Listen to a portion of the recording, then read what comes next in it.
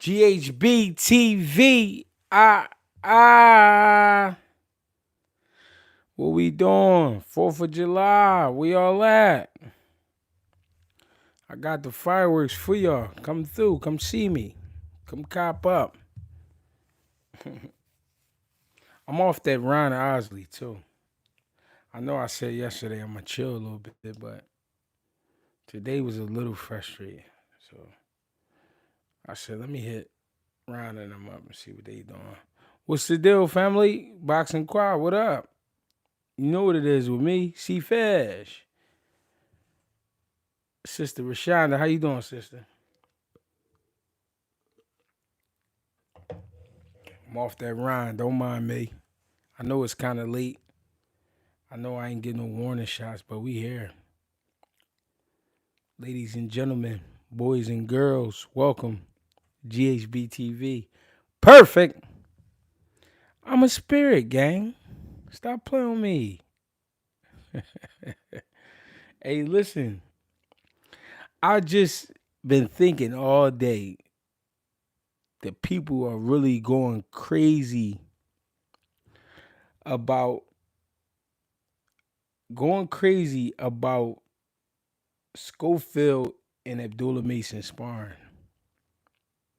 And I understand why. Schofield Sr., he brought a lot of attention to their situation, you know what I mean, talking the way he talked. But at the same time, I get it. You know what I mean? You got to keep this kid relevant to be able to make the big bucks. Abdullah Mason and his side, they like to keep shit calm.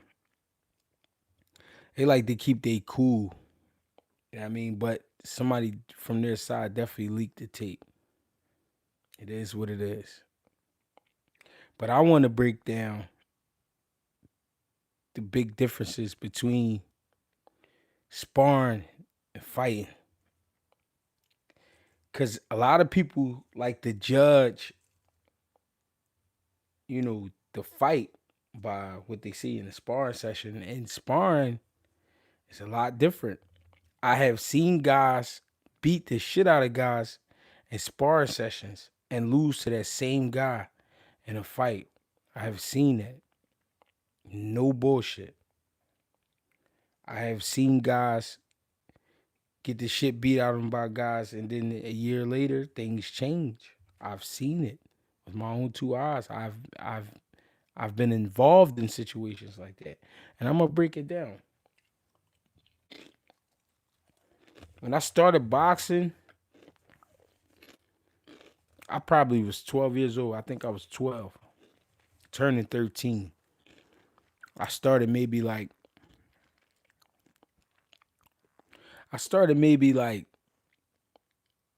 maybe 2 months before my 13th birthday. Hey, Bang, you right. But at the same time, these guys is, they living in a world where you can lie. And the lie is seen as the truth until the truth come out. And even then, the truth really don't matter because you know why?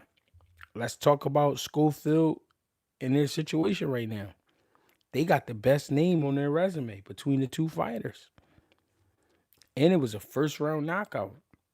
Gotta be real. So I'm gonna be real today. I'm sorry for eating in y'all ear.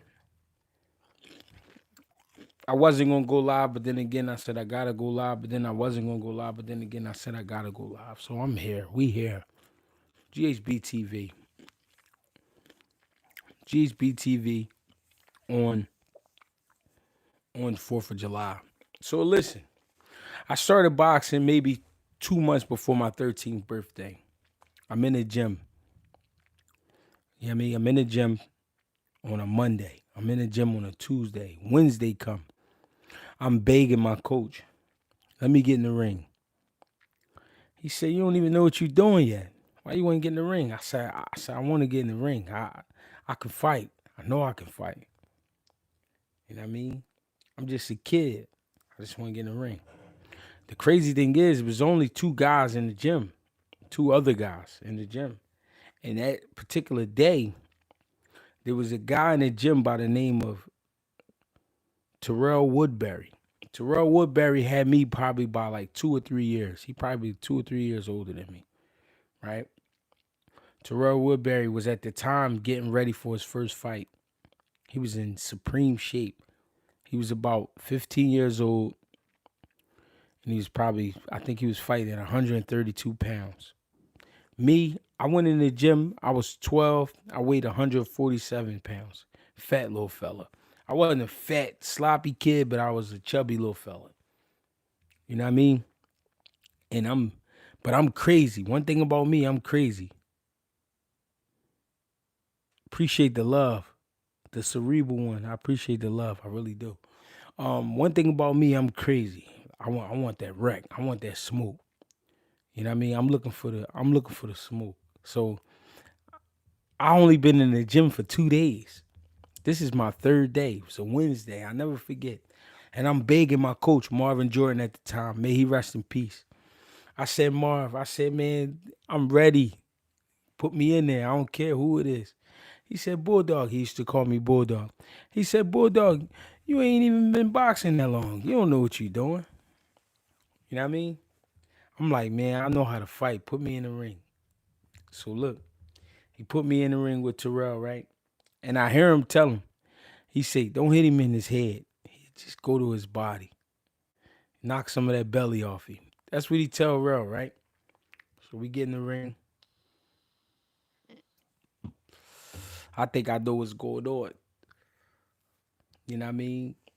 I'm shooting my shots. I don't got none of my measurements down. I don't really, you know what I mean? I really don't understand. I think I understand, but I really don't. But I was just more happy just to be in the ring. I was so happy to be in the ring. I was happy. I felt like a boxer. That made me feel like a boxer. Me getting in the ring. Cause in my mind, how the fuck are you a boxer? Or how are you boxing and you're not getting in the ring? Even though this was only my third day ever in the gym. Swear to God, it's my third day in the gym. So he put me in the ring with Rel. Rel get to jab me to the body. I'm like, ugh. But I'm a mean motherfucker. I think I'm the craziest motherfucker in the world. So I'm trying my hand. You know what I mean? Rel kicking my ass, but he only punching me to the body. And then he said, after the sparring session, I'm tired. I'm dog tired. He said, how you feel, Bulldog? I said, I feel good. And he said, man, you crazy. I said, I am crazy. I said, I'm going to get him back. I'm definitely going to get him back. Oh, yeah, we definitely missing 100 likes, man. Go ahead and get them likes up. So I say to him, I say to my coach, I'm going to get him back. He said, yeah, you going to get him back? He laughing at me. You know what I mean? So I'm telling this story because it's a lot of things fighters don't understand, even when they gain some experience. So I'm going to fast forward a little bit. This is the craziest part. This is one of the craziest parts. So at this point, I've been boxing. This is the second story. At this point, I've been boxing for probably like 6-7 months, right? And I started boxing at Waterview Recreation Center in Germantown. Everybody that know, they know. You know what I mean? They call it The View. So I'm boxing at Waterview at this time. Lonnie Young Rec Center, Kev Carmody, which became my second trainer. He became my second coach. That's where I learned boxing. Marv taught me how to fight. Marvin Jordan, my first trainer, he taught me how to fight. But Kev taught me how to box. So Kev come down to the gym one day looking for some work. And I seen his son. His son, at the time, I was probably 140 pounds. I'm getting the weight down a little bit. Mind you, this is probably my 6th month.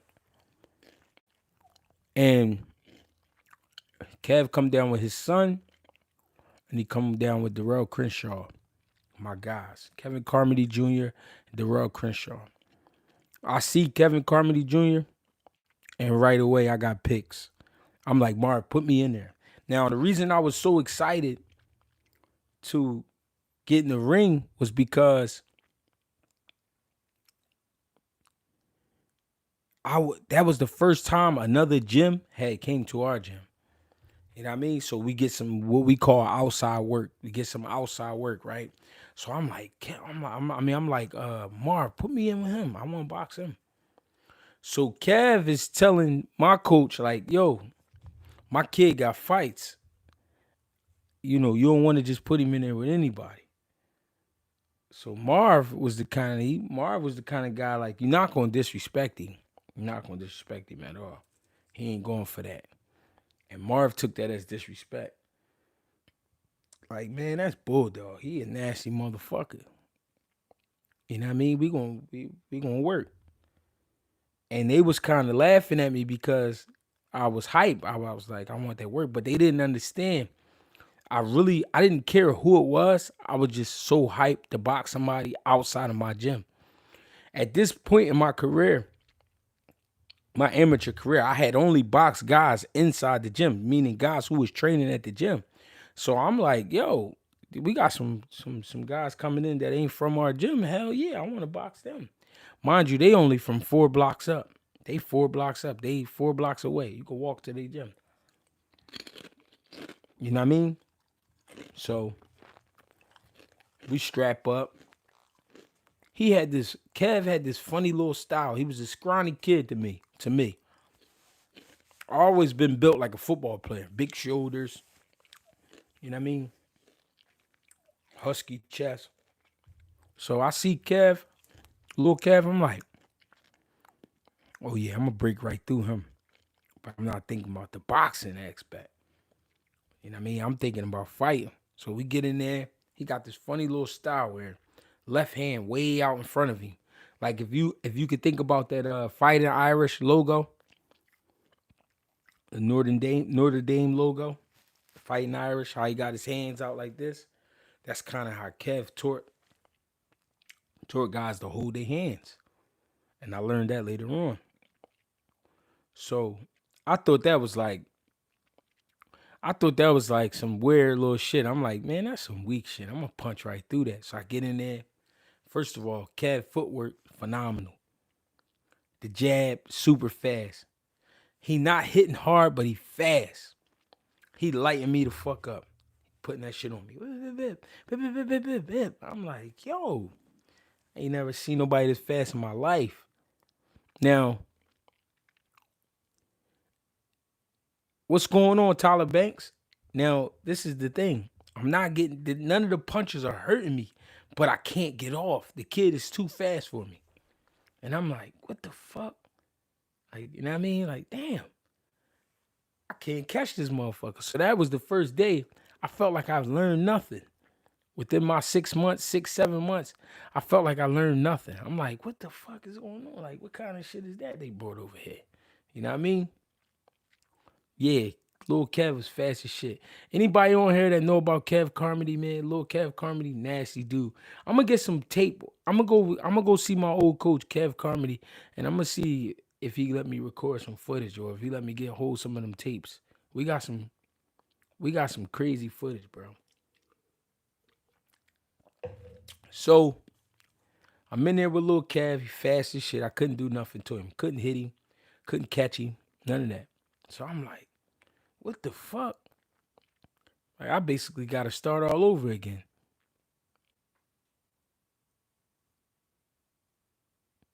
Nah, I got you, gang. So I'm telling these stories because boxing is really deceiving. And a lot of people don't understand that. Sparring, you got the 16-ounce gloves on, the headgear, the cup, t-shirt on, shorts, whatever it is you sparring.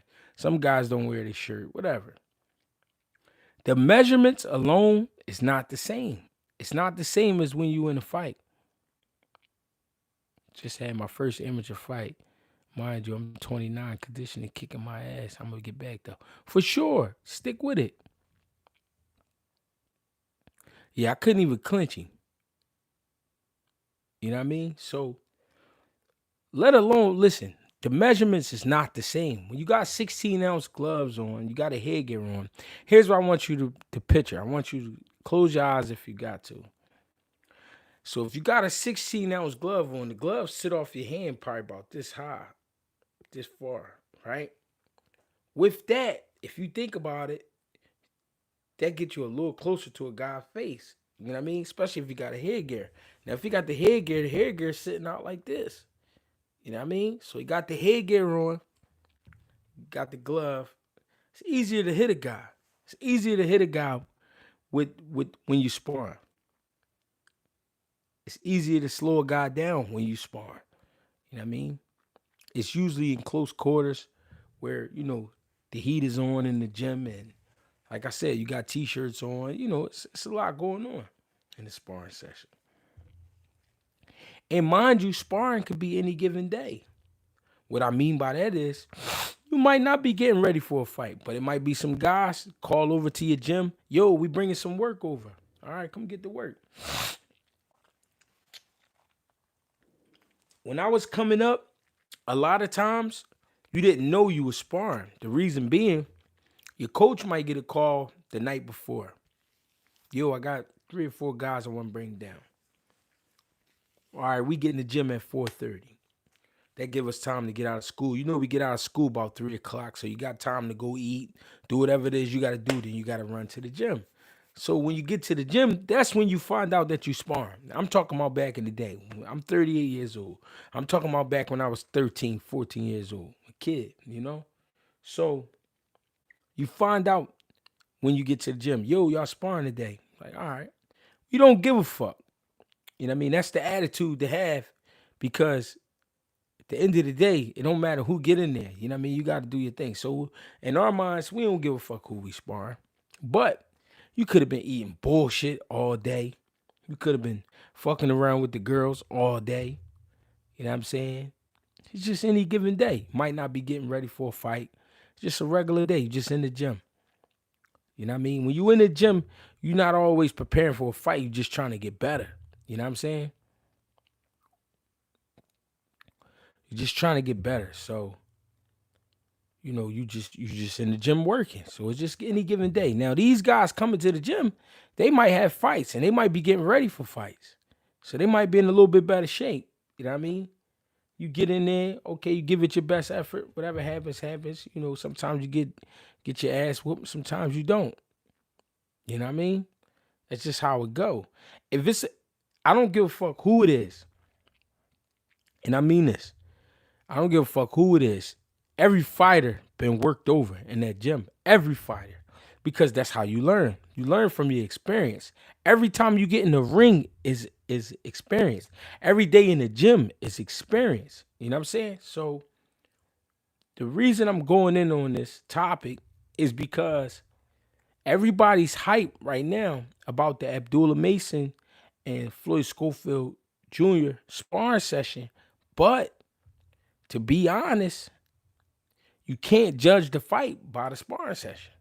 Now, did his father jump on there? Did his father jump on there and tell a lot of lies? And did he hype up the? Yeah, he did. He was capping, gang. He got caught capping. And I'm a spirit, so I ain't gonna let it. You know what I'm saying? I ain't gonna let him get away with it. But at the same time, it's a different world out here. I'm saying all this to say the measurements change. Like I said in the beginning, the measurements change when you get in there with them 8 ounces on. Now, them 8 ounces is what you see right here. You know what I'm saying? I could squeeze this glove and feel my thumb through the other side. 8 ounces ain't that thick. Now, remember I said the 16 might sit out about this far. 8 ounces is just like this. They gonna fit on your hand. You know what I'm saying? They gonna fit to your hand like an O.J. Simpson glove. You feel me? So let's rewind a little bit.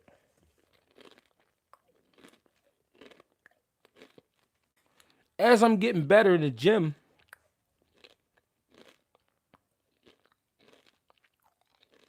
I'm still realizing you can't judge a book by its cover. And the only way you really know about a guy and what he got going on is if you get in that ring with him.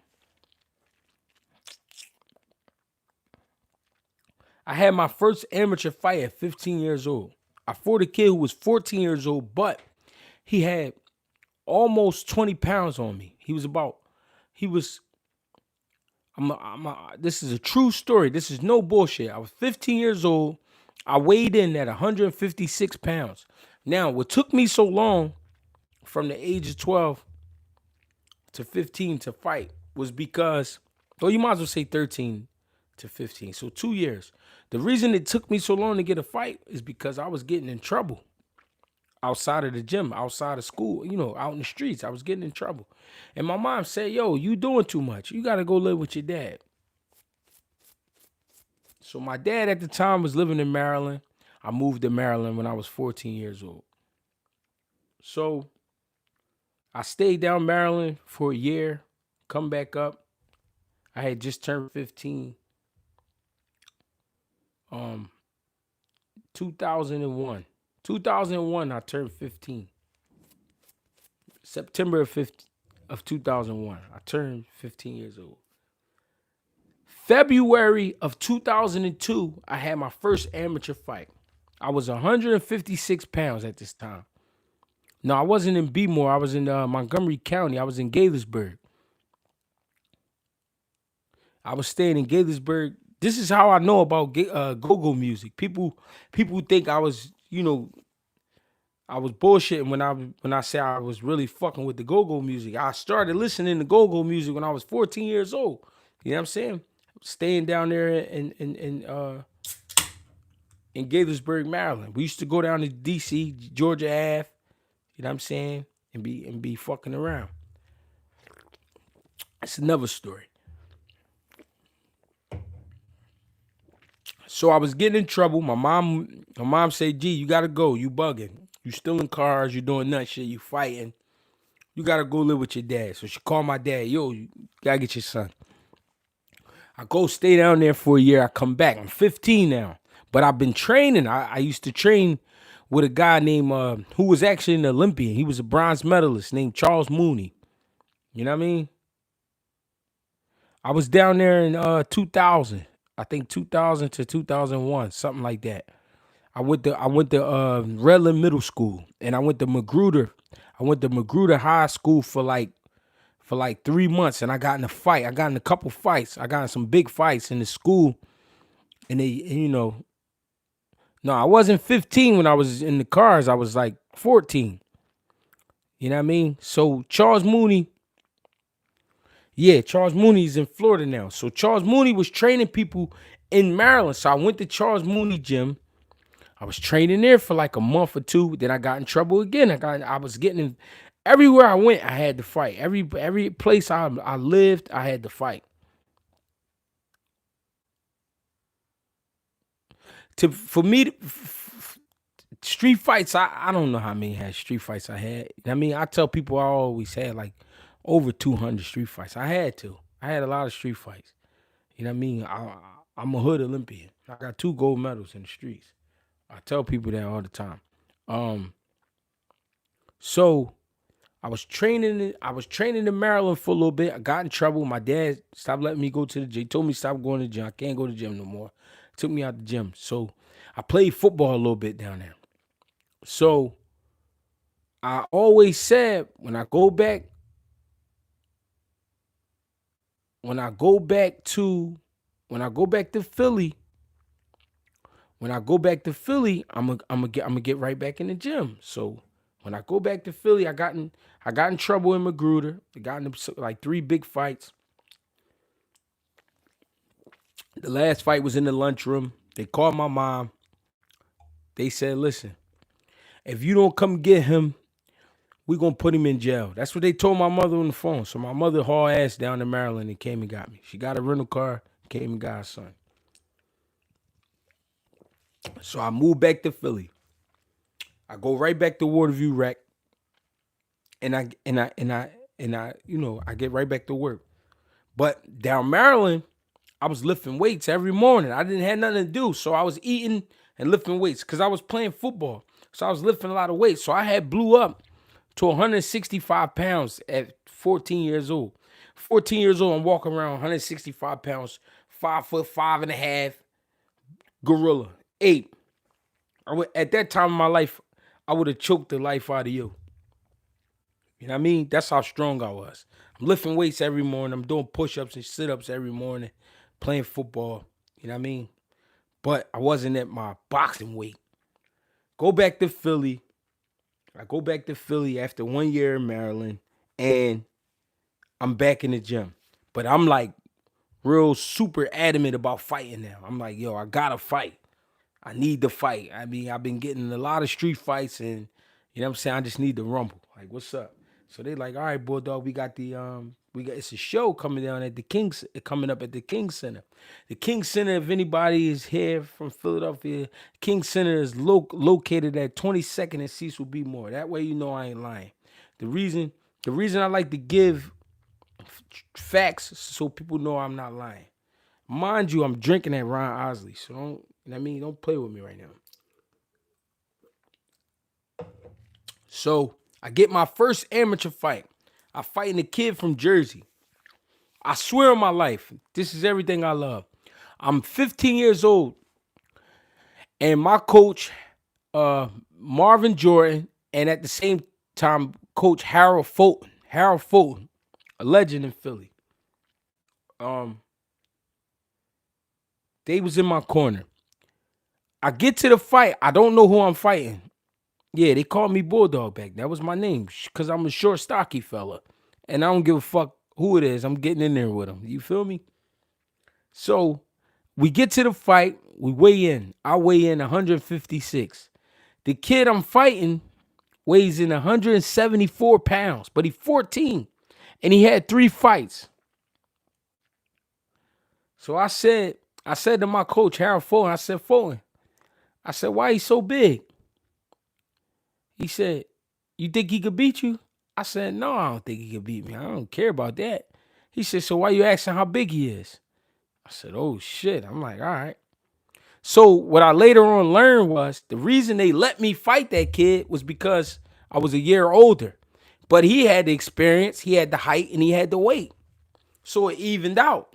These are different days I'm talking about. This is shit that they wouldn't even allow right now. So again, we get in the ring. What I quickly realized was, I'm like, this guy's a lot slower than I thought. So this guy's a lot slower. So I'm getting off on him. I'm landing shots. I got my girl at the fight, her mom making all this noise. She yelling and whistling and doing all this shit. My mom at the fight. You know what I mean? And that's all I really needed. I ain't need a lot of people there, but I had a little bit of support. I felt good. I went in there and got the win. Best feeling of my life. You know what I mean? One of the best feelings of my life. But it was a lot different from the sparring sessions. And one of the reasons it was different is because now you up under the clock. Now you got a referee here. Now you got the judges. So you trying to learn the game at the same time it's on. So everything you learned in the gym is still different from what's going on right now because now we at the fight. The gloves are smaller. Shit is happening a lot faster. You know what I mean? A lot of your calculations don't be the same as when you in the gym. That's why I'm talking about this. Because what we saw in the sparring session between Abdullah Mason and Kid Schofield was Abdullah Mason is definitely the better boxer. We saw that. And Schofield is very aggressive, but when he not able to be aggressive, meaning he's not getting off, when he can't get off, he don't know what to do. We saw that in the sparring session, but we got to be fair. That sparring session wasn't current. That sparring session was some time ago, which is cool. And I'm not mad at either side because Schofield Sr. was talking crazy, and somebody from Abdullah Mason's side said, you know what, give him the tape. I ain't mad at that at all. You know what I mean? Because he playing too much. I guess that's how they feel. He playing too much. He's saying too much. Remember what we did. Now here's the thing. They not the grownness of men right now, but the 8-ounce game is a lot different. It's a lot different. Like I said, your measurements, everything changed when you put them 8-ounce gloves on. Everything changes. Your movement changes. Everything changes because any fuck up, you can get caught. You can get caught with a shot, and that shot could change the whole night. You could either get knocked out, or you might feel something where you just like, hold up, wait a minute. That shot was harder than I, you know what I mean, intended on it being. I didn't know this was what we was doing. Well, we here now. You know what I'm saying? Gee, you know the little youngin' Elias. I gotta see him. I gotta see his face. I'm bad with names. I'm great with faces. I'm that guy. I'll forget your name. So don't hold it against me. I'm that guy. I'll forget your name, but I'll remember your face. I'll be remembering people I went to school with when I was fucking 7 years old. But I might not remember your name. So I'm saying all this to say, the sparring session between Schofield and Mason was great. We saw a lot of things. But that don't tell the story of the fight. It don't tell the story of the fight because, one, that wasn't a fight. Two, they both evolved. They both have evolved as fighters. And we got to be honest about that. You know what I mean? Me watching Schofield the other night, he still fight the same way. Here's the difference, though. He know what he doing. He know what he doing now. He know when to throw the shots. He know what to look for. You know what I'm saying? And what he developed is his footwork. His footwork is not a slick style of footwork, but it's a busy style of footwork. Listen to what I'm saying. It's not Kid Schofield's style of footwork is not a slick style of footwork. It's not a pretty style, but it's a busy style. It's a style that could fuck up your timing because he's constantly bouncing on his toes. You know what I mean? Think about what I'm saying here. Before anybody start commenting and saying crazy shit and all that, I just want to talk boxing. Floyd Schofield footwork is not the prettiest style. It's not a flashy style, but it's an effective style because he's bouncing on his toes. It's hard to time him. It's hard to time him. Abdullah Mason, at the same time, his style has gotten a lot tighter, a lot more. It's a lot cleaner. He was loose in the sparring session, but again, he was loose in the sparring session because it's a sparring session. Shots don't feel the same. When you got them 16-ounce gloves on the head and the cup, in a t-shirt, them shots don't feel the same. You know what I mean? So he was a lot more comfortable in the sparring session than I think he would be in a fight. Not that he's scared of Schofield or anything like that, but by this time, he knows about the 8-ounce game. Why? Because he got knocked down twice a couple fights ago. Got knocked down twice with 2 flush shots, where if a kid like Schofield would have landed those shots, how do we know he'd make it through that round? I'm just saying. So Abdullah Mason is a lot more disciplined. He's a lot more disciplined now. You know what I mean? He keeps his hands up very high, elbows tucked, chin tucked, and he taking his time and he placing his shots. I love the way he fight. I like the way both of them guys fight, to tell you the truth. But we can't judge the fight off of the sparring session because the sparring session was some time ago. They both learned from it. They both learned from the sparring session with each other, and at the same time, they both learned from, just throughout the careers of the two. Now, here's the thing. If they was to fight, great fight. Schofield know the things he know about Mason, and Mason know the things he know about Schofield. But here's the thing. Everything changes when you get in there fight night. Again, I told y'all things change because the measurements change. You know what I'm saying? The speed changes. The pressure on the punches change. Everything changes. So we go from wearing t-shirts to now and the guy don't have a shirt on at all and he's sweating. Think about that. So that's why when these guys is in training camp, they really got to take it serious and they really got to understand what it is they trying to do and execute the game plan because shit ain't easy once you get in there. You know what I mean? Sparring, I've seen Pooh Ennis, right? That's Boots' big brother. I've seen him box over I don't know how many times, right? And I seen him get over on everybody he boxed. I seen him get over on everybody he boxed. But his career didn't turn out the same because how he treated his body, the things he did outside the gym. That's why the reason I'm making this live and the reason I'm talking like this is because don't judge these fights off of these sparring sessions. I'm telling y'all, don't judge the fights off of the sparring sessions. I'm not saying this because Schofield just went in there and did his thing against Tevin Farmer. I'm not saying that. I'm talking about boxing. This is not specific. This live is not specifically about Mason and Schofield. I'm just talking about boxing. So when you hear guys say, "Oh, I sparred that guy," I used to. Matter of fact, it just came to mind. That kid Resendez that just beat Caleb Plant. They said Caleb Plant used to beat him up in sparring. Look how the fight went. Fight was a lot different. You could be, one thing about sparring, right? You could be getting over on a guy, right? But at the same time, even though you getting over, he taking measurements. He taking down notes. And if they getting to record the sparring, because not everybody get to record their sparring, because you'll go to another gym sometimes and they'll say, listen, we ain't doing no recording. We don't do that in here. Whole time, they got a camera up on the ceiling recording the whole shit, so they gonna watch it back.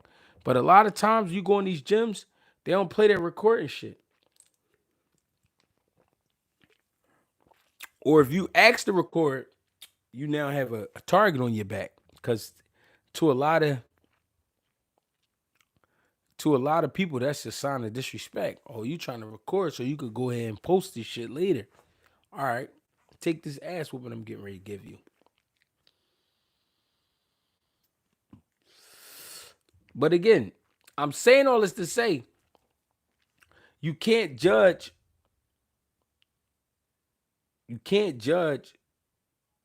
fights by sparring sessions. You know what I mean? Sparring on any given day. Now listen, you might have a coach, right? He feel like a guy he not using his jab enough. So he might say to his guy, hey, listen, today I want to see a great jab. I don't care about all that other shit. You know why I don't care about all the other shit? Because all the other shit you do real good. The one thing I need you to do is work on your jab. He might tell that to his fighter.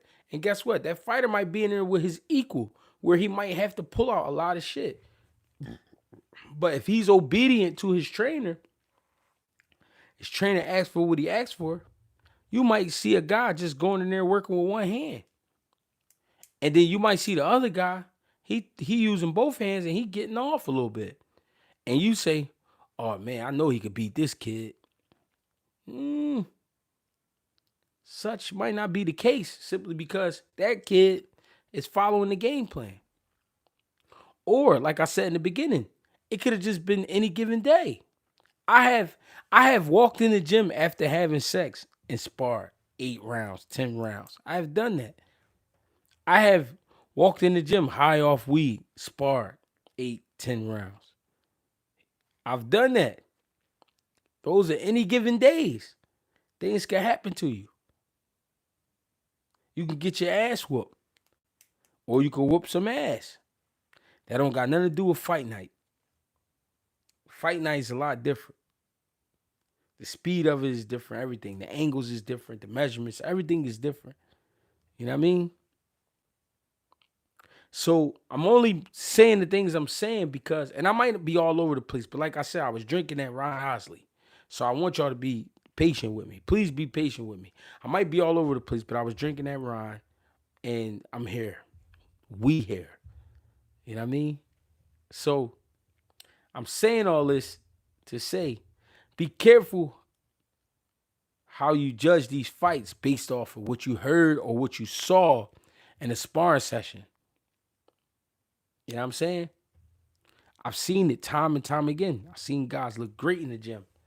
Golden boys in the gym. They get their fight night, all that shit go out the window. You know what I mean? My next point is Abdullah Mason is developing very well, and he has great qualities. But his style totally different from Schofield. Schofield, same thing though. He's developing very well and has great qualities. What makes Schofield a great fighter to me, not great in the sense of, like I'm putting him up there with like a Mayweather. I'm not comparing them. When I'm saying great, is because at the end of the day, no matter how we feel about his father, that kid is putting in work. That kid is putting in pain. And you seen it. Or you at least seen it in his last fight. That style he has, you know why that's a dangerous style? Because he believed in it. When his dad it's 5 styles to boxing. And I know all of them. When he be talking like that, guess what? That kid believe it. Abdullah Mason, same thing. He believes in his style. He believes in his boxing ability. And that's what makes those guys dangerous. A guy could throw an awkward punch to us that might look stupid. It might look sloppy. But guess what? He believes in it. He keep throwing it enough, that shit gonna start to work. That shit gonna start to work. Guess what? Hey, who's going to tell him he's wrong? The only way to prove him wrong is to do something about it. Hold on, we got to pay some bills. Hector Bermudez, appreciate the love, gang. He says, I agree. 16-ounce gloves often neutralize punchers. It's true. You're not going to see the full effect. You're not going to see the full effect with the 16-ounce gloves all the time. You know what I mean? But like I said, Abdullah Mason believes in his style. He believes in his ability. At the same time, Schofield believes in his style. He believes in his ability. He believes in his strength and conditioning. Things like that, right? So you put the two together, you get a great fight. Now, I'm saying all that to say, now I see why his dad asked for $2.5 million if they were going to fight Abdullah Mason. You know why? Because that's going to be a great fucking fight. It's going to be a great fight because it's 2 young horses that believe in what they do. You know what I mean? I don't believe you. Ain't nobody not got head clean out. 25th. No, nobody never knocked me out. I never been knocked out in my life. Never in my life. Bare knuckle gloves, none of that. I never been put to sleep. I've been knocked down before. I got knocked down. And the hardest I ever been hit was by a lightweight named Gerald Smith from the city. It's the hardest I ever been hit in my life. But I've never been knocked out. I've never been put to sleep. Nobody's never put me to sleep, knocked me unconscious. You know what I mean? Had me seeing Tweety birds and no shit like that. Nobody's ever in their life. It's not a man walking this fucking earth that could say he ever knocked me out. And if he did say it, he gonna say it with his fingers crossed behind his back, and he probably gonna be blinking when he say it. Yeah. I'm not, Greg. No, the fuck you didn't. And if you did knock me out and do it again, then let me see. It ain't a man walking this earth can say he knocked me out. And I done been in there with heavyweights all the way down to welterweight. I don't want to hear that shit. Niggas is crazy. Talking about he knocked me out. You out your goddamn mind. A motherfucker lie say they knocked me out. I got something for their ass. What's popping? But I'm just, again, man, I know I'm repeating myself sometimes, and I know I'm backtracking sometimes, but I'm saying all this to say,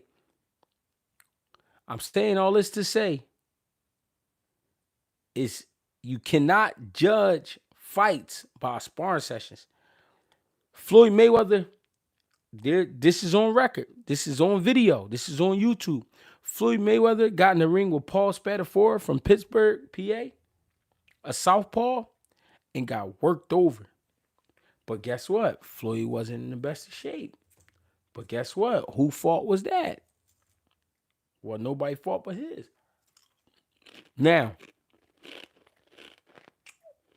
does that mean Paul Spadafora can beat Floyd Mayweather? Nope. And before he got to prove it, he went to jail. So we'll never know. But the sparring session is out there. Hey, 2 cents. Tell him again, 2 cents. You ever dream of knocking me out, you better wake up, slap yourself, or knock yourself out, jump off a bridge or something. Shit. I spar some great fighters. Listen, one time Triple G was fighting Curtis Stevens. Curtis Stevens was getting ready up in Bushkill, PA. Bushkill, PA is probably about an hour from Philly. So one day, I get a call from Eric Outlaw Hunter. He said, G, what you doing? I said, I ain't doing nothing. He said, you feel like sparring? I said, what you mean? What's up? Curtis Stevens, this is his last day sparring before he go fight Triple G. You want a boxing? I said, yeah, I'll come boxing. What they paying though? Because we got to come up the road.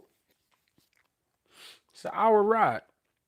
Say, yeah, they paying $250 for 6 rounds.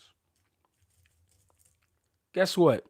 It wasn't the money that got me up there. I was hyped. I just wanted to box Curtis Stevens. Hell of a puncher. Now, here's the thing. Curtis Stevens has the world record for the most knockouts as an amateur. This is a real puncher. He did. He got knocked out. He did. But guess what? Curtis Stevens is a fucking puncher. So I get up there, and I don't know what he was doing to other motherfuckers in camp, but Outlaw kept getting on my nerves. He kept saying, hey, Greg, hey, man, don't let this motherfucker knock you out. I said, Outlaw, what the fuck is you talking about? Ain't nobody knocking me out. Why you keep saying that? Why you keep talking about he gonna knock somebody out? Stop saying that dumbass shit. Now, I didn't understand Outlaw at the time. We was young boys. We was in our 20s, but I didn't understand him. And I understand him more now. But he was saying it out of real concern because he was like, Greg, I've been watching this dude knock motherfuckers out. He been up here knocking people out. I said, all right, he not knocking me the fuck out. Now, he making weight. He getting ready to fight. He probably was weighing at the time. The fight was at middleweight. So at this point, he probably was weighing 168 pounds.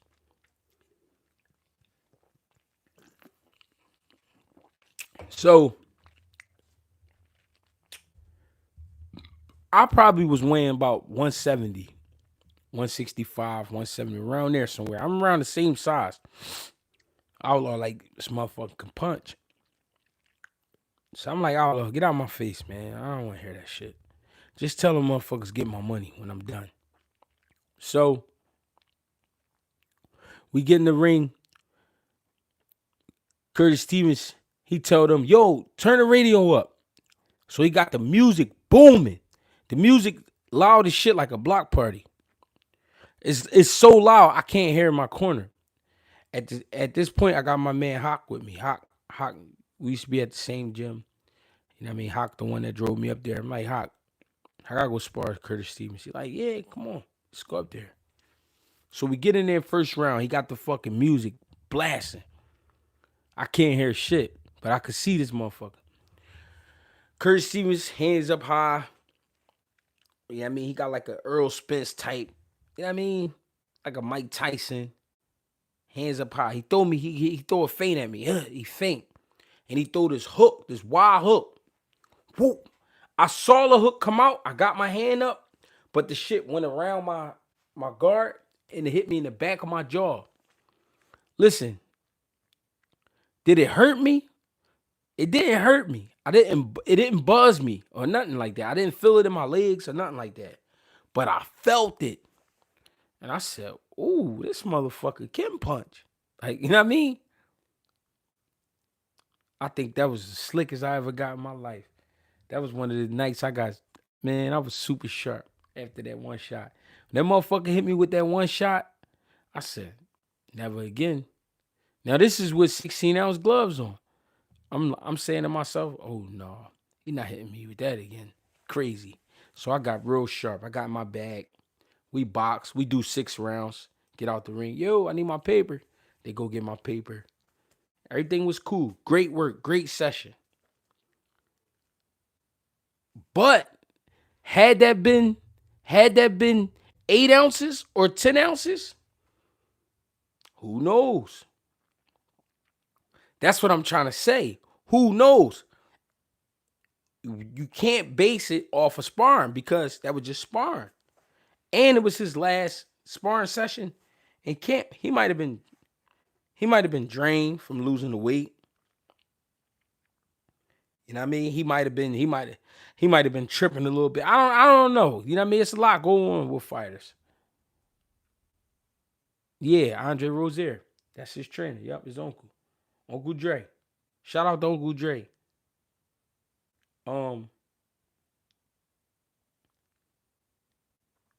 If that would have been the 8-ounce gloves or the 10-ounce gloves, he might have hurt me.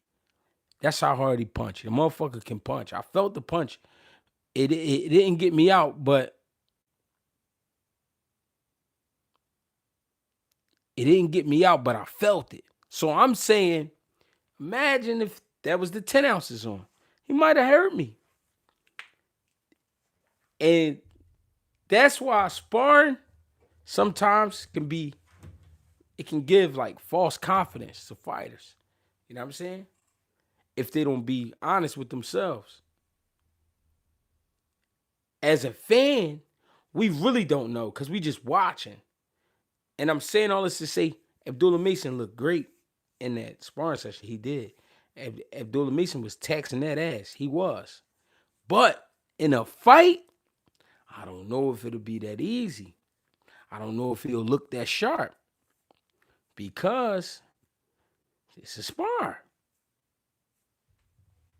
Yeah, it woke me up, made me more aware. That's real shit.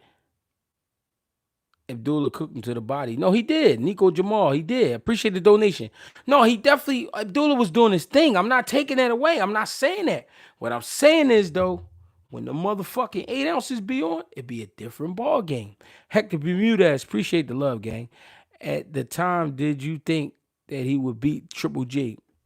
I wasn't sure. Because Triple G, bang, I appreciate that. Triple G was demolishing guys.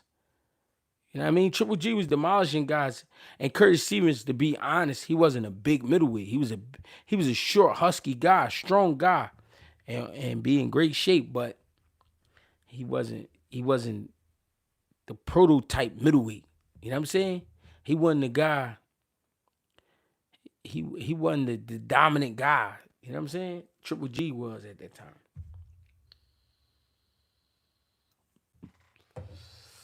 I'm just saying all this to say, be careful how you view these sparring sessions because they're just sparring sessions. Guess what? I watched Shakur spar in person. Comfortable. Super comfortable. And guess what? Comfortable in the fights, but it's not the same as a spar. When it's a spar, he'll walk to you, take your punches away, give you an angle that you don't understand. Shakur is like a shapeshifter in the ring. You know what I mean? He could be there, but not be there at the same time. But when you see him in a fight, he a lot more careful, a lot more alert. I mean, a lot more, it's scary, but he a lot sharper in a fight. You know what I mean? Sparring session, you're going to take more chances. Again, because you got the headgear on, the bigger gloves. You know what I'm saying? Things are moving a little bit slower. You know what I mean? The range is a little bit closer because, you got the bigger gloves on, the headgear. Think about the measurements. The gloves sticking out this far, and then the headgear is sticking out this far. You know what I'm saying? So think about the measurements. It's easier to hit a guy. I seen Tank Davis spar. I seen Tank Davis spar when he was getting ready for Ryan Garcia. And I watched him spar and not try to hurt the guys. I watched him just use the guys for their height, use the guys for the measurements, just to see if he could score. Not to see if he could knock you out, but just to see if he could score. So I'm saying all this to say, again, you never know what a guy working on. But from what I was watching, this is what I was getting. I watched Tank work on his game for Ryan Garcia. And it was perfect because he ended up knocking Ryan Garcia out. Was stopping him with a body shot. You know what I'm saying? So I'm saying all that to say, again, and I know I'm repeating myself, be careful how you judge these fights off of sparring sessions. You know what I'm saying? The thing is, Floyd's a good fighter. Folks just really hate Schofield Sr. That's what it really is. No, Nico Jamal, I definitely agree. I definitely agree. His father got a lot to do with how people respond to the kid and talk about him. But truth be told, the kid is a good kid. I mean, he just want to rumble. But he's dangerous because he believe in that shit his pop be talking about. And his physical is very sturdy. He might not be the best when it comes to the tank. His tank ain't always on full, but you know what I mean, tough little critter for sure. 2 cents. What's up, gang?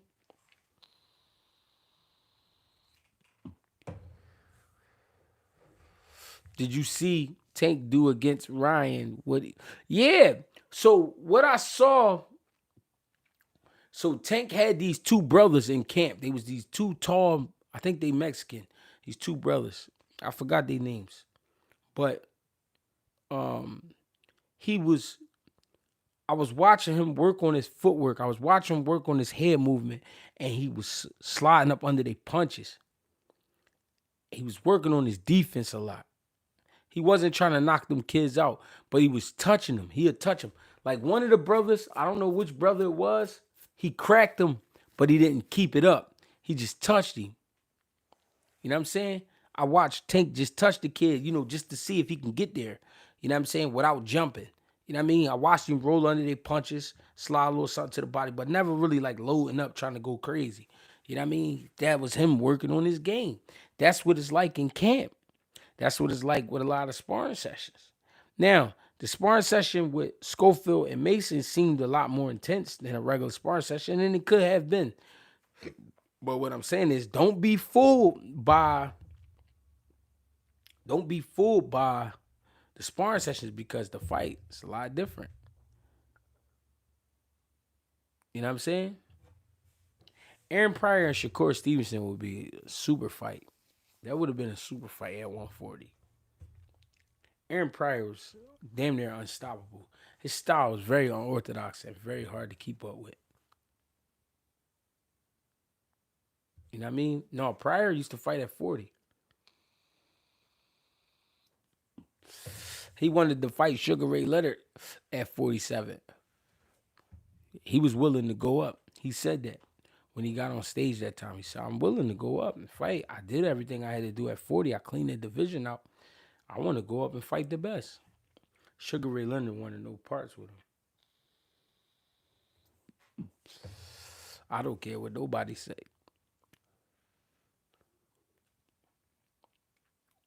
He said Pryor was hopped up on that cocaine. That is true. Sorry to say. Aaron Pryor from Ohio. Yeah, he was from Ohio, bang. So I guess they consider that Midwest. I don't know. No disrespect.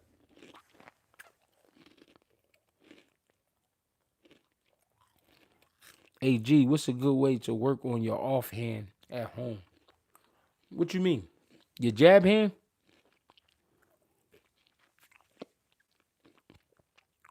Put some respect on the O. Yeah, he from Ohio. I'll make some videos. I'll make some videos talking about developing your jab hand, stuff like that. Whether it's southpaw or orthodox, I'll make some videos. I give y'all my word on that. I'll make some videos, and guys can y'all can go ahead and feast off of that. But again, man, I'm making this live just to basically break down. Listen, don't let the sparring sessions mislead you. You got to see the fights. Turkey Al-Sheikh is here.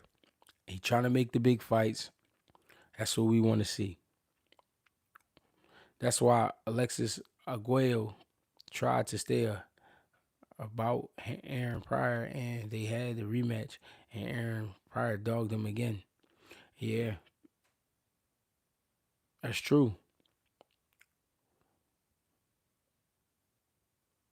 Harry Arroyo in Youngstown told me he wasn't even trying to fight Aaron Pryor. Yeah, Aaron Pryor was a dog, super dog. The tutorials coming soon, Greggy's Law. Hey, Bang, I like that, Bang. I like where you're going. They tried to say Aaron Pryor was on drugs in the first fight. Yeah, fucking with Panama Lewis. Panama Lewis was a dirty guy.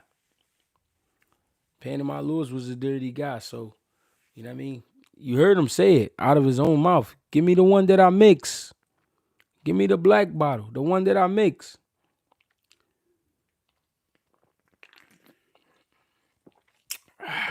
He said, give me the one that I mix.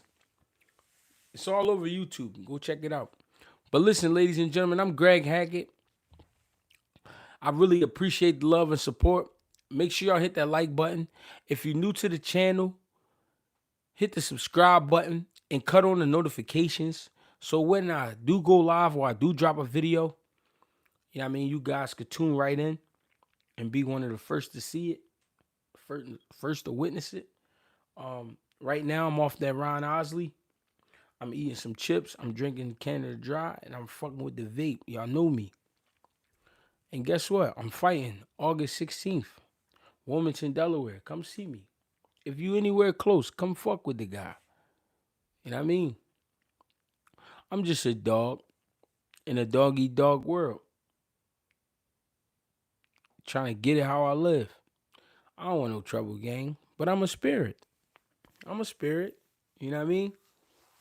I fucks with y'all. Y'all ain't have to fuck with me on 4th of July. Y'all could have been outside playing with M80s and all that. Oh, yeah, I heard the boy 4 Extra blew his fucking hand off. Hey, 4 Extra, man, I hope you get your hands fixed. I hope they can find all your fingers and sew them back on or whatever happened. But that's crazy. I appreciate the love and support. I really do. If anybody wants to donate to the channel, the preferred method will be GregieCash on Cash App, GREGIE Cash. I appreciate it. I really do.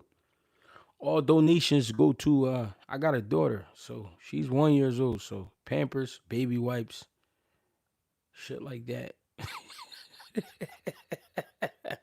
You know what I mean?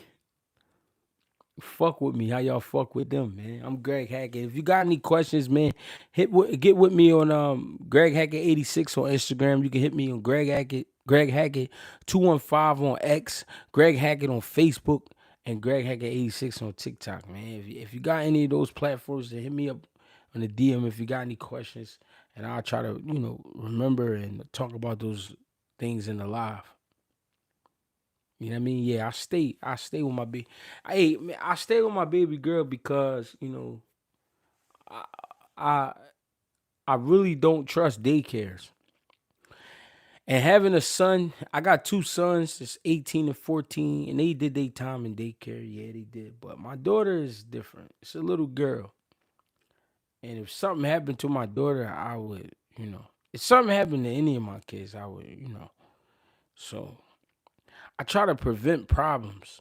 So me being with my daughter every day while her mother is at work is, you know, it helps with my brain. It helps with my brain because I know my daughter is not in the hands of somebody who don't really care for her, and they will let some stupid shit happen. So that's why, well, that's one of the reasons why I'm always with my daughter. At the same time, I want to have a great relationship with my daughter because it's a little girl and she'll be a grown woman one day. And I at least want her to talk to me. You know what I mean? So, and I always was with my kids. You know what I mean? Even my sons, I got great memories with my sons. Even though they older now, and they into their own shit. You know what I mean? They still fuck with their old head. And it's all love. You know what I mean? With me and my boys. But my daughter, I need the situation to be different. I needed to be a lot more different. I needed to be with me the same way I be with my belt. The same way I got my belt with me, I need my daughter to be that close to me. You know what I'm saying? Something happened to my daughter. I'm making the news right away. No doubt about it. I talk a lot of shit. I do. And I play around a lot, but I'm really not like, you know what I mean? I'm one of those people. I'm a great person, I would like to think. I'm a very social person, but I don't like people. You know what I mean? I fuck with people, but I don't like them like that. You know what I mean? So I don't know. Something happened to my daughter. I don't know.